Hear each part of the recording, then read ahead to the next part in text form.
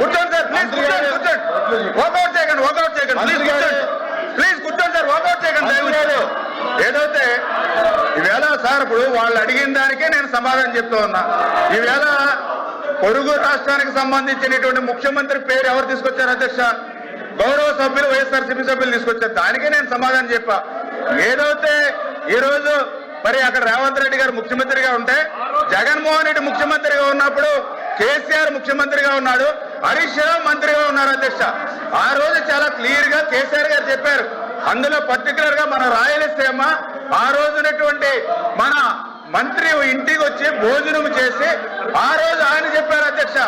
ఏదైతే చాలా క్లియర్ గా రాయలసీమ వెనుకబాటుతనం పోవాలని అంటే గోదావరి జలాలు రావాలని చెప్పి కేసీఆర్ గారు కూడా ఆ రోజునటువంటి రోజా మంత్రి గారు ఇంటి దగ్గర చెప్పినటువంటి పరిస్థితి అధ్యక్ష.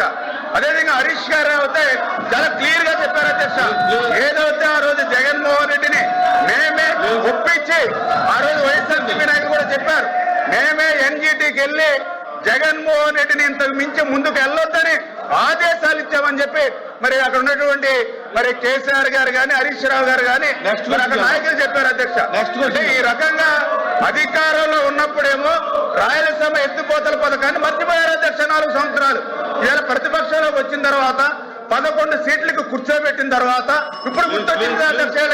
రాయలసీమ ఎత్తిపోతలు 11 సీట్లు ఇస్తేనే కానీ వీళ్ళకు గుర్తు రాలేదు అధ్యక్ష. రాయలసీమ ఎత్తిపోతల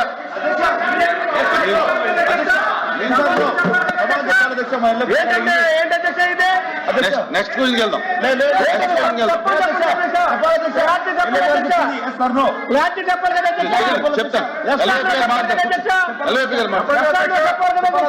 ఎల్ఓపి గారు కూర్చోమనండి. ఎస్ఆర్లో చెప్పనండి, మాకు ఇవ్వండి అధ్యక్ష. మేము సూటుగా అడుగుతున్నాం. రాయలసీమ ఏదైతే తెలంగాణ ముఖ్యమంత్రికి సభలో చెప్పాడో ఆ ముఖ్యమంత్రి మేము హరీష్ రావు చెప్పిన దానికి హరీష్ రావు మేము ఖండిస్తున్నాం కాదని అంటున్నాం. మీరు కూడా అది చెప్పండి, ఆ మాటని మేము చెప్తున్నాం, ఖండిస్తున్నాం. చెప్పింది రాజకీయ కోసం చెప్పారు, అది వాస్తవం కూర్చోండి చెప్తున్నాం. ఆ విషయం ఎందుకు చెప్పలేదు? అది కాదు, అది అధ్యక్ష చెప్పండి అధ్యక్ష. రాజగోపాల్ చెప్పడం కాదు, ఎవరు అయిపోయింది. కూర్చో.